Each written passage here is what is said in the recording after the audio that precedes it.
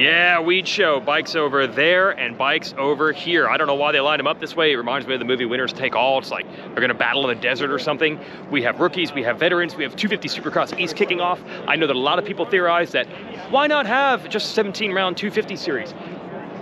Well, for one, it's awesome at round 7 to get a whole new crop of guys and a whole new thing to bench race about, which we're gonna do on the Weege show.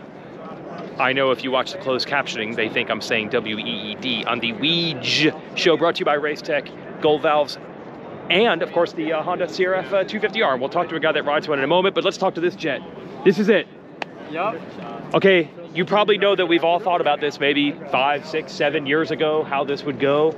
I know the road has been a little bit rockier than you probably wanted it to be, but you're finally here. So what is that like, just even being out here right now? Jett Reynolds. Yeah, I mean, it was unreal. Yeah. I mean, yeah, I've been waiting for this moment for quite a while now, and you know, we'll just see how it goes. We're just gonna have some fun and do what we can do, and yeah, just ride how I know how to ride. This is press day, not track walk, guys. Okay, you're just sitting back here. I'll give you credit. Have you looked at the track? Did you walk the track? Yeah, it's wet. Oh yeah, I know. It's wet. Yeah, my boots are already 10 pounds heavier. Probably the same for you. But does anything count that you see on press day? Does that even matter for tomorrow? Like as far as the dirt? Yeah, no, for sure it does. Okay. I mean, it's like a practice day basically. Like it's just basically like we have a free practice now, so we can go through it in our head the night before the race. Right. Yeah. Okay. Your off-season prep. You're full Cali guy now, right? Yeah. Are you enjoying that? Yeah. Okay. I feel like it's coming back. California's coming back. It's been awesome for me. Yes. It's kind of like a, I don't know, like a new like reset for me. Yep. With the new program, getting to ride with Justin and Michael every day. And, yep. Yeah, it's sick. Okay, well, I'm confused though. In the press conference, you said you don't ride with Michael, and he's been building up how he does ride with everybody. No, so no, do you I'm or don't you? about Help us. Since Justin and Michael started racing, their weeks are different than mine. So just because of their race schedule. Yeah, okay. The last 5 weeks I've been mainly by myself. I've ridden with Justin more than I've ridden with Michael because he's had some issues, but in the off season you guys are riding together. Oh yeah. Okay, yeah. so there's no beef. No. Schedule is just because they're racing. Exactly. Okay, I was scared. No beef. I'll okay. clear that up now. There's no beef. Yeah, okay, I was scared. Where do you live in California? Give me an idea of the arrangements, how that all works. I live in Wildemar. I rent a room from Cooper Webb. So. I knew it. I knew you had some story of either roommates or renting, because everybody does. It's like community out there. Yeah, it is. Yeah. Anybody else live there? For now, it's just me and Coop. Oh, you're living with Cooper Webb? Yeah. You live with Cooper Webb? Yeah. You soak up knowledge from that? Yeah. Or is it we turn the dirt bikes off when we're home? It's dirt bikes off. Coop's. All the time? It's funny because I obviously always looked up to Coop. And yeah, seeing the non-dirt bike side of him is sick for me. So 7 p.m. it's not talking lines on the racetrack. It's unless he's on the phone. No, we're watching Netflix or just bullshitting. It's funny. Gosh, dude, people would pay for that experience. Yeah. They would love to hang out with you guys. Ah, that's pretty cool. All right, Pierce Brown, good luck. Thank you. All right, Mr. Vohland. It's almost like you're a rookie in a way. Do you feel like that? A little bit. I mean, of course, 3 races is not a lot. Yes, so exactly. 4th race is still pretty much like almost a rookie season, but yes, I've got a lot of time on the bike, and of course doing the outdoor series has made a huge difference. Okay, so it's not quite a rookie season. Not quite. How about the bike? I know it was pretty late in coming, but you made it sound like it was pretty quick for you to pick it up. Yeah, absolutely. Yeah, we found a good setting early, and I've been riding it pretty consistently, and maybe a little tweaks here and there, but for me the bike's been amazing, and I've been really comfortable on it. And you know, last year I know you said the goal was just learn, results didn't really matter. Does that change a little bit? Do you move the goalpost a little bit? How does it work for the second year? Of course, results. Yeah. Always.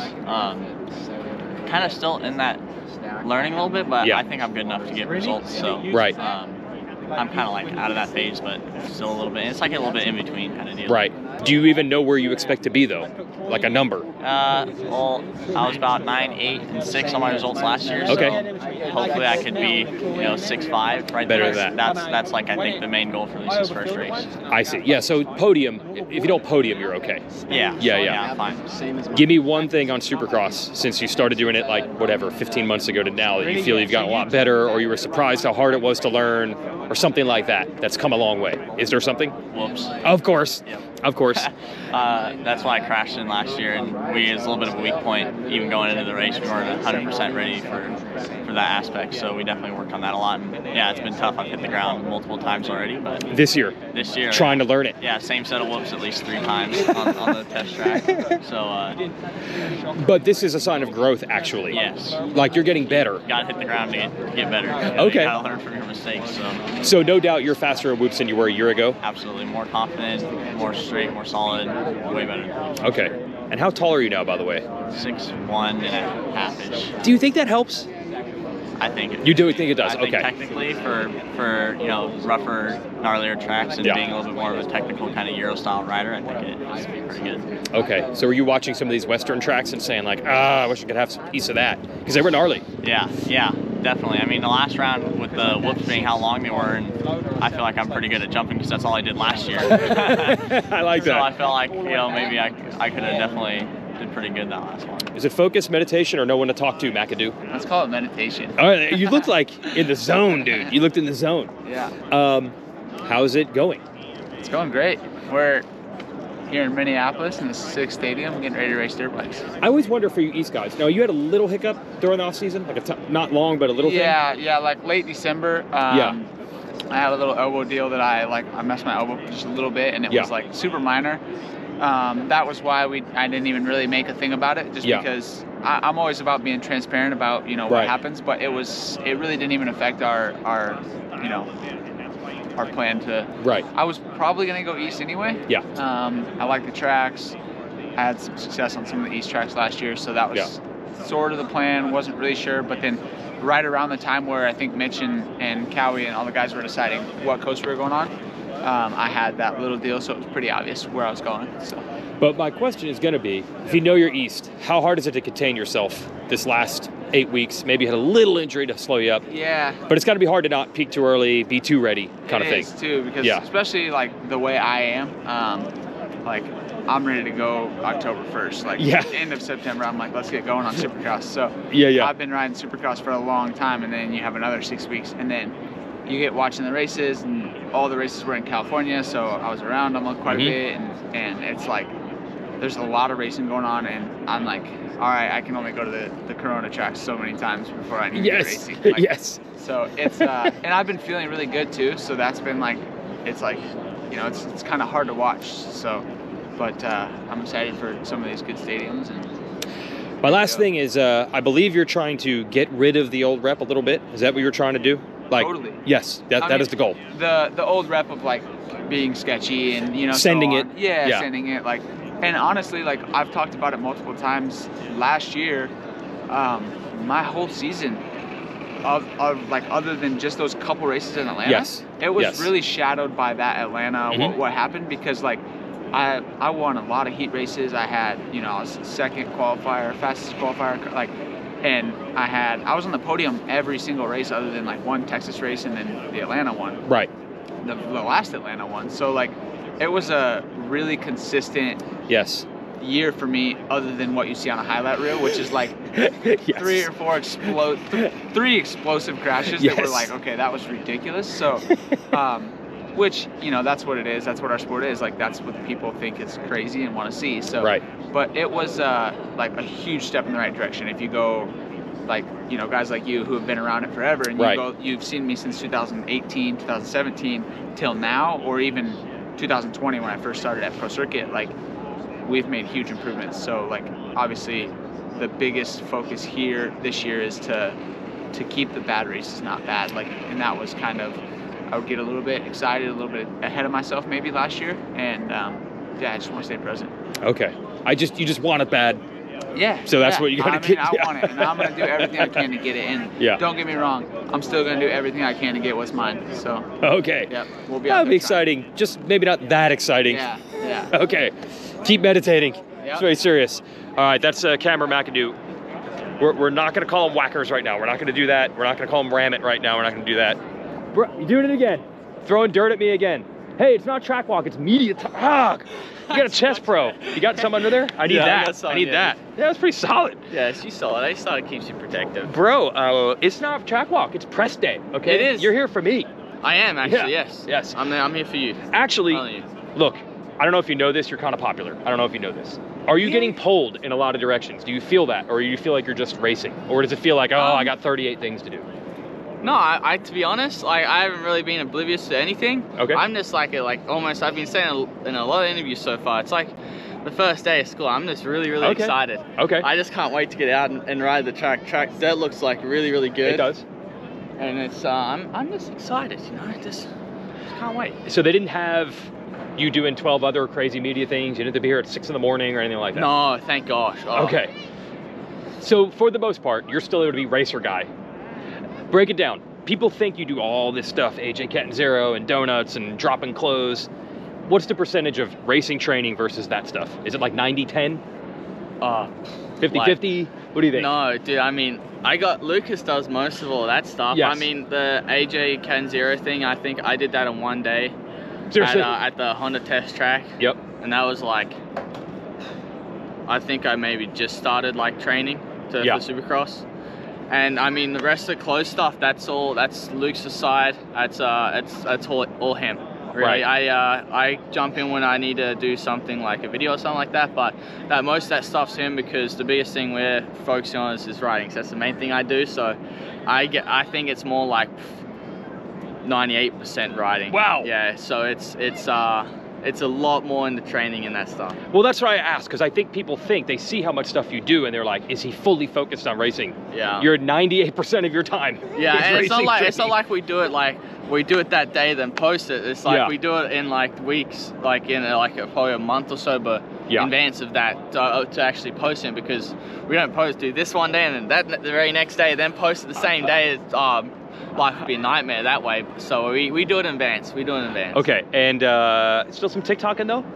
Still a little bit on that? I've been a little lazy on that. Oh, okay, yeah. all right. I think I post every now and then of this stupid stuff. For the most part, you're just racing and training like the rest of the dudes. Exactly. Okay. Exactly. And excited to go racing. Yes. All right. Don't roost me again. My gosh. You know, the Weege Show is brought to you by this. It's the all-new CRF250R. It's lighter, faster, stronger. Is it lighter, faster, and stronger? All the way around. Okay. Is it good? It's very good. Well, I mean, sometimes first-year bikes, everybody says it's great stuff at the beginning. Then sometimes it doesn't go that way. How has it been? It's been a little bit of a challenge, obviously, going from 4 years. It's always difficult going from 4 years on a model to throwing out the window and starting fresh. Yes. It's honestly one of the best model years that we've dealt with. It's been a little easier. The parts have been not too hard to get. Okay, so even in COVID times. Even in COVID times, we thought it'd be a lot worse than we are, but we're nothing too complicated, nothing too bad. All right, it's a good looking start to the machine. season. Go to your Honda dealership. CRF250R, faster, lighter, and stronger, and a lot easier to control or ride because of a lot more low-end power. I've not seen this guy in a long time. Stilez Robertson. How are we?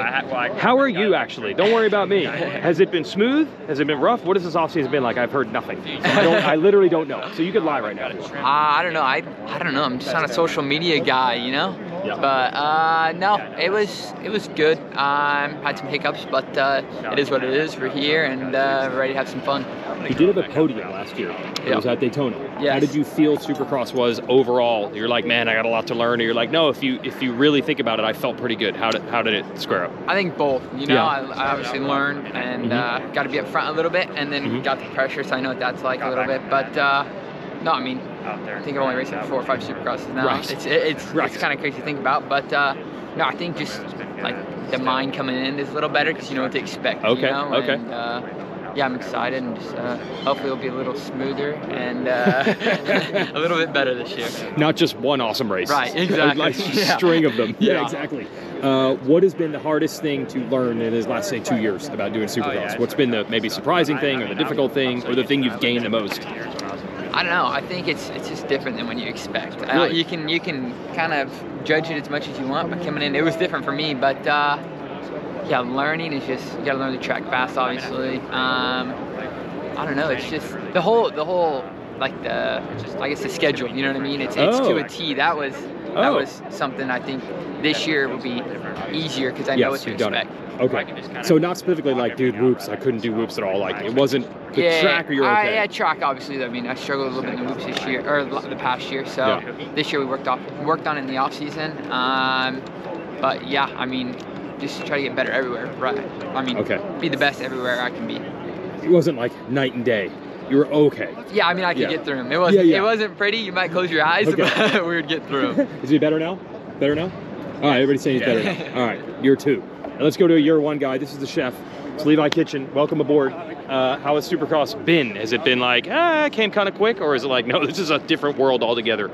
I don't know. It started out rough. I got hurt pretty early, and then got back from that. And yeah. It's been was this year? Yeah, right. Because didn't you have a crash last year, like trying it a little bit?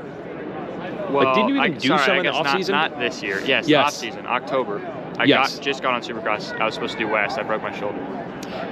October of 2021. Yes. Right. But didn't you ride a little bit of Soupy a year before that? Yeah, I broke my hand and messed my shoulder up. Okay. All right. So was there a chance of even racing Supercross last year? Is that what you were going for, potentially? I have no idea. They just had you on a Supercross track? Yeah. Okay, so this year, that was October. Yep. Not that bad? Not that long? 2 months off. Okay, that's not that bad? No. Okay. And in November, started getting back to swing of things, and then got a good 2 months under my belt. Yeah, as they say, Really that's good. actually a lot. It's 2 months good. 2 months is good. Yeah, Okay. I think so. Okay. Yeah, 2 good months. Me and Jeremy out there at the farm, and then yeah, I'm ready to go. Dude, you gotta be excited. Yeah, I'm super excited. Hey, y'all remember Jordon Smith? When was the last time? How many races did you do last year? 4? 4? I think 4. Yeah. 4. It's been a long time. I made it into the 5th night show. Okay. Let's not even talk about last year. Yeah, okay. Let's not even do that. No, How is this year going? It's going great so far. Okay. It's, yeah, I mean, I know everyone says it's the best off season they've had or whatever, Yes, but yes. I mean, like, I've been pretty banged up in the last few off seasons, so this is, I actually think by about 2 months into this off season, I have more time on the Honda than I did the entire time I was on a Cowie. So, Okay. Yeah, if that tells you anything. So, Yes. It's been good. It's been fun. And this team, yeah, it's not a factory team, but is it good? Is it capable? How is it going? Yeah, it's going great. I mean, like myself, I've been on plenty of factory teams. Martine, our team manager, has been on it. So, you know, we know how it runs. We know, you know, we know what it needs to, what we need to win. And so it's been really good. It's been, you know, it's kind of being with a new bike too, seeing it like go from like we were riding at Vohland stock at one point on Supercross with some factory connection suspension, but Vohland stock engine and exhaust and stuff, and just waiting for parts, and it's like slowly gets better and better, and to hear the final product, and so it's pretty cool. It's been fun. You have to be so excited to just be coming in. So you're saying we saw you crash at races, but you were coming in behind the 8 ball in a lot of these years. Oh yeah, I mean, last year I had a crash before the season started in December, and I got surgery on my thumb, and then like it just really wasn't like good. And I rode maybe from the end of November until the first race. I did maybe 9 hours on the bike, and I didn't touch a bike for 2 weeks before the first round because my thumb was hurting so bad, trying to let it heal. And then so after I hurt my shoulder, I ended up having to get another surgery on my thumb as well. So yeah, I mean, it was just like, it was crazy. Since the wrist injury in 2019 on TLD, it's just been like injury, and I've just never got like enough time on the bike to even like feel comfortable again, you know? And what's crazy is, I mean, you were chasing Chase Sexton. You were matching Chase Sexton before that injury, right? Well, that was the guy you were going for. Well, it was actually Faulkner and I. Oh, Faulkner. And yes, Chase and you were trying to, were battling Faulkner. So yeah, I was actually, the first round here, I got a flat tire on the line.